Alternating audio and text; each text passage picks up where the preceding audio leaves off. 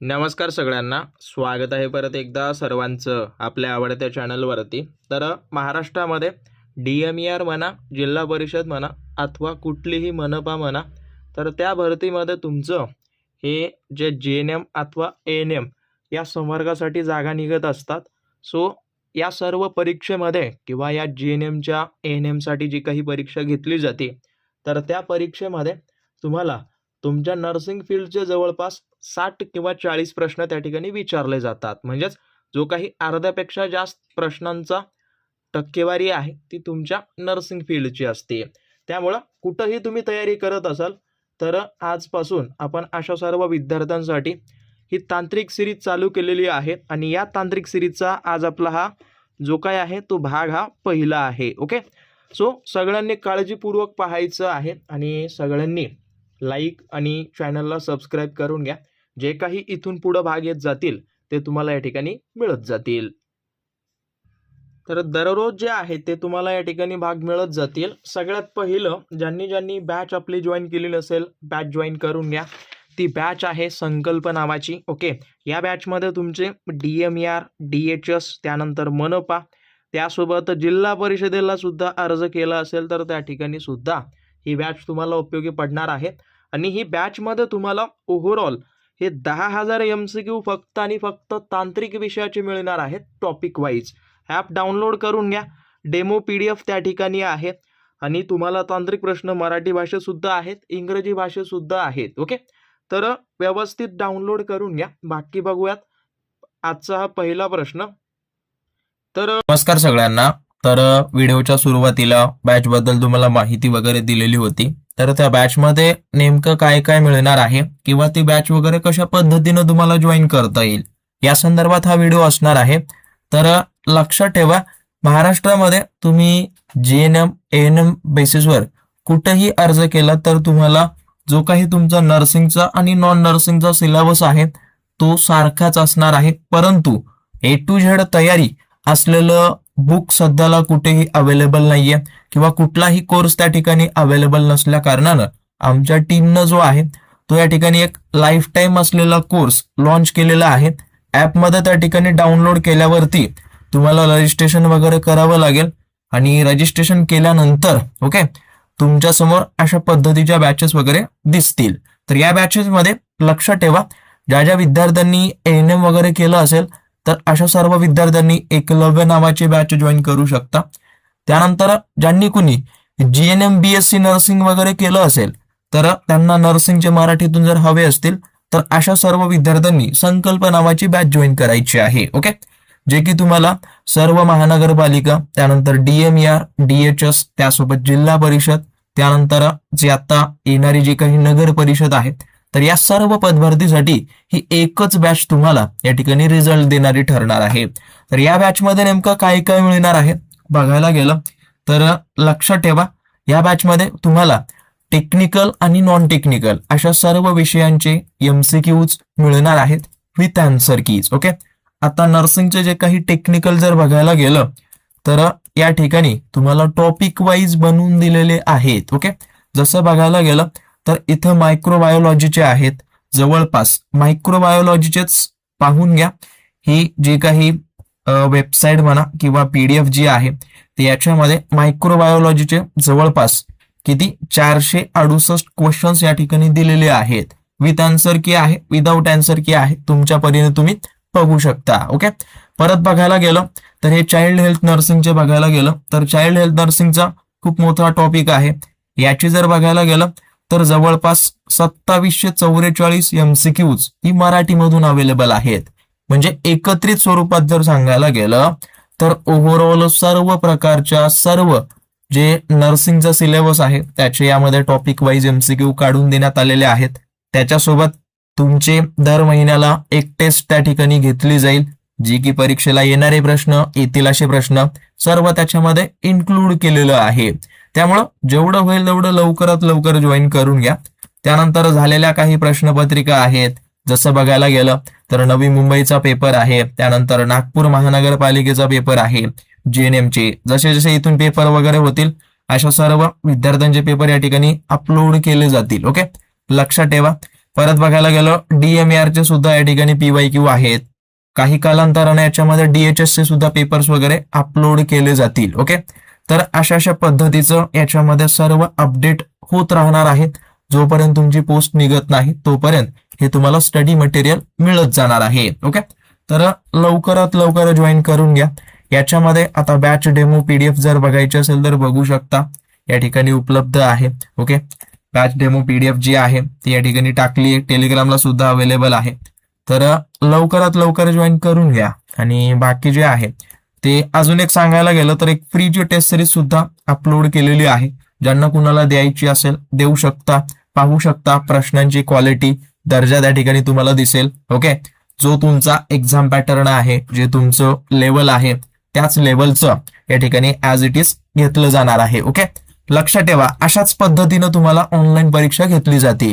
Okay, पाहू शकता इंग्रजी ग्रामरचे, गणित बुद्धिमत्ता, त्यानंतर सामान्य ज्ञान, नर्सिंगचे क्वेश्चन्स मराठी आणि इंग्रजी दोन्ही भाषेत आहेत.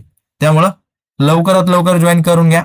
या ठिकाणी तुम्हाला सर्व दिसेल. ओके, जे काही अटेम्प्टेड हे अशा पद्धतीनं, अनअटेम्प्टेड असे असतील, नॉट व्हिजिटेड अशा पद्धतीचे प्रश्न असतील. तर हे सर्व प्रकारे तुमची तयारी परिपूर्ण या ठिकाणी घेतली जाणार आहे. त्यामुळे जेवढं होईल तेवढं लवकर लवकर जॉईन करा. आणि आता याची फी फार कमी आहे, नंतर कालावधीनंतर याची फी वाढत जाणार आहे. कारण का एवढं सगळं मटेरियल खूप दर्जेदार आहे आणि याच मटेरियलचा वापर करून खूप विद्यार्थ्यांनी सिलेक्शन वगैरे मिळवलेलं आहे. सो वेळ न गमावता लवकरात लवकर या ठिकाणी जॉईन व्हा. पाहून घ्या. आता समजा याचं उत्तर पहिलं असेल तर तुम्ही याला सेव्ह अँड नेक्स्ट वगैरे करू शकता. याची आन्सर की तुम्हाला शेवटी मिळेल विश्लेषणासहित. ओके, सो बाकी व्हिडिओ कंटिन्यू करा. हा इन्फॉर्मेटिव्ह व्हिडिओ होता. आणि इथं तुम्हाला टाइम वगैरे दिसेल. त्यानंतर इथं तुमचं सेक्शन कुठलं चालू आहे, nursing, non nursing, English grammar, Marathi व्याकरण. ओके, हे सर्व तुम्हाला त्या ठिकाणी दिसत आहेत. ओके, सो नेगेटिव्ह मार्किंग अशा पद्धतीनं असतील, किती प्रश्न वगैरे राहिलेत हे सर्व त्या ठिकाणी तुम्हाला दिसतील. ओके, सो जॉईन करा. थोडासा व्हिडिओ फार लांब झालाय बट असू द्या, इन्फॉर्मेटिव्ह होता. ओके, बाकी व्हिडिओ कंटिन्यू करा. बाकी धन्यवाद.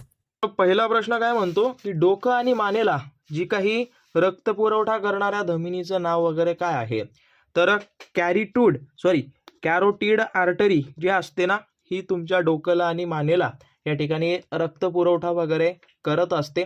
त्यासोबत याच्यामध्ये मेंदू, ओके, मेंदू आणि त्यानंतर तुमचा चेहरा आणि परत बघायला गेलं तर मान, या सर्व अवयवांना, घटकांना रक्त पुरवठा करण्याचं काम ही आर्टरी वगैरे करत असते. एक पद्धतीनं धमनी म्हटलं तरी चालेल. ओके, आणि परत बघायला गेलं तर जी काही कोरोनरी आर्टरी आहे तर ही कशाला रक्त पुरवठा करते, तर जे तुमचं हृदय आहे, ओके, तर त्या हृदयातील जे काही स्नायू आहेत ना, तर अशा सर्व स्नायूंना ही रक्त पुरवठा करण्याचं काम करते. त्यानंतर मेसेंटेरिक आर्टरी जी आहे ती तुमचे जे काही आतडे आहेत, ओके, आतडे, हा, मोठे आणि लहान या दोन्ही आतड्यांना या ठिकाणी रक्त पुरवठा करण्याचं काम करते. आणि सहसा बघायला गेलं तर हे इंट्राकोस्टल ही जी काही आर्टरी आहे ही स्पेशली करून ज्या काही बरगड्या आहेत ना, तुमच्या बरगड्याच्या आतमध्ये जे काही स्नायू असतात तर अशांना या ठिकाणी प्रोव्हाइड करत असते. आणि परत सांगतोय, हे सगळे प्रश्न PYQ आहेत, म्हणजेच परीक्षेला आलेले हे प्रश्न आहेत. या टाईपचे प्रश्न तुम्हाला विचारले जातात. त्यामुळं जेवढं लवकर होईल तेवढं लवकरात लवकर बॅच जॉईन करा. ती बॅच तुम्हाला पोस्ट निघेपर्यंत स्टडी मटेरियल प्रोव्हाइड केलं जाणार आहे. ओके, बाकी काही ॲपची लिंक वगैरे तर खाली दिलेली आहे, व्यवस्थित पाहून घ्या. तर आता बघा, याच्यामध्ये हासेचा नियम काय मोजण्यासाठी वापरला जातो. तर हासेचा जो काही नियम आहे तो स्पेशली करून ज्या काही गर्भाची लांबी आहे ती त्या ठिकाणी मोजण्यासाठी हा हासेचा नियम वगैरे वापरतात. ओके, हा, आता त्याच्यामध्ये वेगवेगळा नियम वगैरे आहे, जसं की ते याच्यामध्ये लांबी वगैरे मोजण्यासाठी जेवढे महिन्याचा कालावधी वगैरे झालाय, ओके, जसं की त्या बाळाला 5 महिन्याचा कालावधी झाला असेल, ओके, तर 5चा वर्ग वगैरे करतात. ओके, त्या पद्धतीनं सेंटीमीटर वगैरे आहे, अशा पद्धतीनं ते काय एक पद्धतीनं काढलं जातं. ओके, तर लक्षात ठेवा. आणि परत बघायला गेलं तर याच्यामध्ये जे गर्भोदकाचं प्रमाण वगैरे आहे त्याच्यासाठी काय AFI नावाचा इंडेक्स वगैरे वापरतात, ज्याला आपण काय म्हणतो ॲम्निओटिक फ्लूइड इंडेक्स वगैरे आपण त्याला म्हणतो. ओके, बाकी पुढं जे आहे ते तर डेली जे आहे ते लाईव्ह सिरीज आपली चालते स्टडी विथ गुरुवरती. ओके, त्या ठिकाणी जॉईन वगैरे होऊन जा, दुपारी 3, 3:15 पर्यंत त्या ठिकाणी लाईव्ह येतात. परत पुढं काय म्हटलं की पोटाच्या बाजूला निळे डाग आणि जखमा दिसण्याला काय म्हणतात. तर पोटाच्या बाजूला ज्या वेळेला फ्लँक्स वगैरे दिसतात किंवा जे काही निळे डाग किंवा जखमा वगैरे दिसतात तर त्याला म्हणतात द ग्रेट टर्नरचं चिन्ह वगैरे. ओके, ग्रेट टर्नरचं चिन्ह वगैरे म्हणतात. आणि हे नेमकं कशामुळं दिसून येतं, तर ज्या वेळेला तुमचा पॅनिक्रियाज म्हणजेच स्वादुपिंड असतो ना, तर या स्वादुपिंडाला सूज वगैरे जर आली असेल तर त्या वेळेला हे त्या ठिकाणी दिसून येतं. ओके, हा. बाकी बघायला गेलं तर ज्या वेळेला तुमची नाभी वगैरे असते, ओके, नाभी, तर या नाभीचा जो काही रंग आहे तो निळा वगैरे झाला किंवा त्याच्या सभोवतालचं ओके तो परिसर निळसर वगैरे पडला तर त्याला एक पद्धतीनं काय म्हणतात कुलन साईन अथवा कुलनचे चिन्ह वगैरे म्हणून ओळखलं जातं. अजून याच्यामध्ये जर बघायला गेलं तर ज्या वेळेला ओके गर्भधारणेच्या दरम्यान जो काही खालचा भाग एकदम मऊ वगैरे होतो तर त्या वेळेला सुद्धा हे हेगरचं चिन्ह, हे सगळं मी एक्सप्लेन वगैरे केलं आहे लाईव्हमध्ये, सो तेवढं काही नाही आहे. ओके, आणि हे केअरचं चिन्ह वगैरे जे आहे ते कशामध्ये दिसून येतं, तर ज्या वेळेला स्प्लीन असते तर ती स्प्लीन ओके फुटल्यामुळं तुमचा जो काही खांदा आहे ना, ओके, खांद्याला एकदम तीव्र वेदना वगैरे होतात, त्याला त्या ठिकाणी केअरचं चिन्ह वगैरे म्हणून ओळखलं जातं. हे स्पेशली करून डाव्या खांद्यात वेदना होतात, तर हेही थोडंसं लक्षात ठेवा. आणि परत पुढचा प्रश्न काय म्हणतो की नवजात बालकाचे आतड्यातील संसर्गापासून संरक्षण करणारे इम्युनोग्लोबुलिन कुठले आहे. तर जवळपास बघायला गेलं तर इम्युनोग्लोबुलिन हे ए टाईपचा जो काही आहे तो स्पेशली करून काय करतं की आतड्यामध्ये कुठलाही संसर्ग वगैरे होऊ नये म्हणून हे कार्य वगैरे करत असतं. ओके, हां, हे नेमकं कशामध्ये असतं, तर जे काही आईच्या दुधाचा पहिला प्रकार असतो ओके कोलोस्ट्रोम ज्याला आपण म्हणतो, या कोलोस्ट्रोममध्ये याचं प्रमाण मोठ्या प्रमाणात असतं. आणि ज्या वेळेला हे पहिलं दूध वगैरे बाळ पितं तर त्यावेळेला त्याच्या आतड्यामध्ये हा जो काही कोलोस्ट्रोम आहे तो त्याच्या आतड्याच्या आतमधल्या बाजूला अशा पद्धतीनं लेयर जो आहे तो काय करतो चिपकतो. ओके, आणि त्यावेळेला ते व्यवस्थितरित्या त्या ठिकाणी संरक्षक थर वगैरे तयार होतो. ओके, तर लक्षात ठेवा. आणि परत बघायला गेलं तर हे जे आहे ते जी टाईपचं हे एकमेव असं इम्युनोग्लोबुलिन आहे जे की प्लासेंटा पार करू शकतं. ओके, प्लासेंटा पार करू शकतं, लक्षात ठेवा, या वेळेला खूप वेळेला आलेलं आहे. परत इम्युनोग्लोबिन यांच्या बाबतीत बोलायला गेलं तर सगळ्यात आधी जे आहे ते अँटीबॉडीज याच्या तयार होतात. ओके, हां, ज्या वेळेला एखाद्या गोष्टीचा इन्फेक्शन वगैरे जर झाला असेल तर त्याला विरोध करणारे जे काही अँटीबॉडीज तयार होतात ते याचे होतात. ओके, तर थोडंसं लक्षात ठेवा. आणि जे जे तुमच्यासाठी सोडतोय त्या सगळ्यांनी काय करायचं त्याबद्दल थोडंफार माहिती कमेंट करून द्या. परत पुढचा प्रश्न काय म्हणतो की डॅश आला पोटाचा पोलीस वगैरे म्हणतात, तर पोटाचा पोलीस ओके तर लक्षात ठेवा जे ग्रेटर मोमेंटम असतं ना त्याला या ठिकाणी पोटाचा पोलीस या संकल्पनेनं हे केलं जातं, म्हणतात, एक टोपण नाव म्हणू शकता. तर हा काय करतो एक पद्धतीनं हा एक पोटामध्ये चरबीचा भाग वगैरे असतो.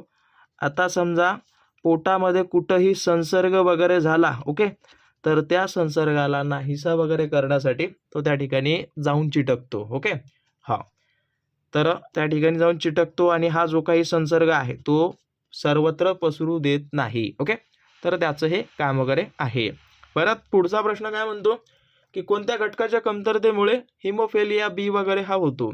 तर हिमोफेलिया बी वगैरे जो आहे तो एक पद्धतीचा याला एक दुसरं नाव सुद्धा आहे ज्याला आपण क्रिसमस डिझीज वगैरे म्हणतो ना. ओके, क्रिसमस डिझीज वगैरे, तर हा जो काही आजार आहे तो स्पेशली करून जो फॅक्टर आहे ओके 8 त्याच्यामुळं हा या ठिकाणी होतो. ओके, तर लक्षात ठेवा, हा 9 मुळे होतो. हे थोडंसं करेक्शन करून घ्या. आणि हिमोफिलिया ए नावाचा प्रकार जो आहे तो 8 मुळे वगैरे होतो. ओके, तर हे थोडंसं लक्षात ठेवा आणि जेवढं होईल तेवढं नोट डाऊन करून घ्या. परत ह्याच्यामध्ये काय दिलंय की डॉपलरद्वारे गर्भाच्या हृदयाचे ठोके पहिल्यांदा कधी ऐकू येतात. तर डॉपलरद्वारे विचारलं तर लक्षात ठेवा 8 ते 10 किंवा 10 ते 12 आठवड्यामध्ये हे ऐकू येतात. बट ज्या वेळेला स्टेथोस्कोप विचारलं जाईल, ओके, स्टेथोस्कोप, तर स्टेथोस्कोपने हे जे आहे ते 16 ते 18व्या किंवा 20व्या आठवड्यापर्यंत हे स्टेथोस्कोपनं वगैरे दिसून येतात. ओके, सो थोडंसं लक्षात ठेवा.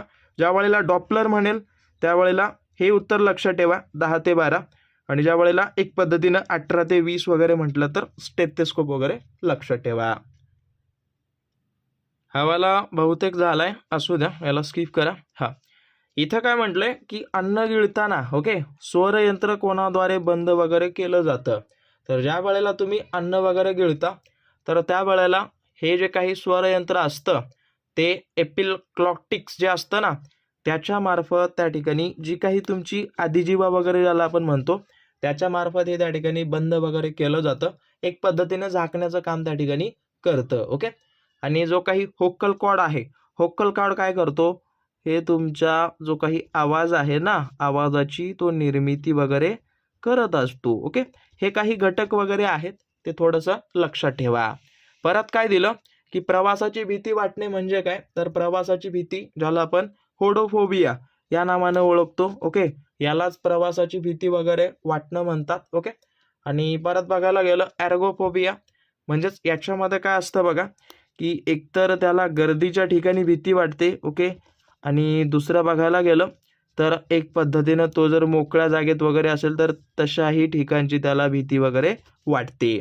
परत एरोफोबिया याबद्दल बोलायला गेलं तर याच्यामध्ये एक पद्धतीनं हवेची भीती वगैरे असते. हवेची भीती म्हणू शकता, किंवा त्याला एक पद्धतीनं विमानाने प्रवास वगैरे होत नाही. ओके, विमानाने प्रवास झेपत नाही अथवा त्याला एक भीती वगैरे वाटते त्याची. आणि परत थॅनोटोफोबिया वगैरे म्हटलं तर असा व्यक्ती आहे ज्याला मृत्यूची भीती वाटते. ओके, तर हे थोडंसं सगळ्यांनी लक्षात ठेवा. ओके, बाकी शेवटचा प्रश्न तुमच्यासाठी दिलाय, सगळ्यांनी कमेंट करून द्या. आणि परत सांगतोय, जी काही तुमची ही बॅच आहे, ओके, तर ती बॅच लवकरात लवकर जॉईन करून घ्या, ज्याच्यामध्ये तुम्हाला हे ANM आणि GNM दोन्ही पदांसाठी आहे बरं. ओके, ANM प्लस GNM, याच्यामध्ये तुमचा GNMचा सुद्धा आहे, ANMचा सुद्धा दिला आहे. त्याच्यामुळे जेवढं लवकर होईल तेवढं हा ॲप वगैरे डाउनलोड करून घ्या.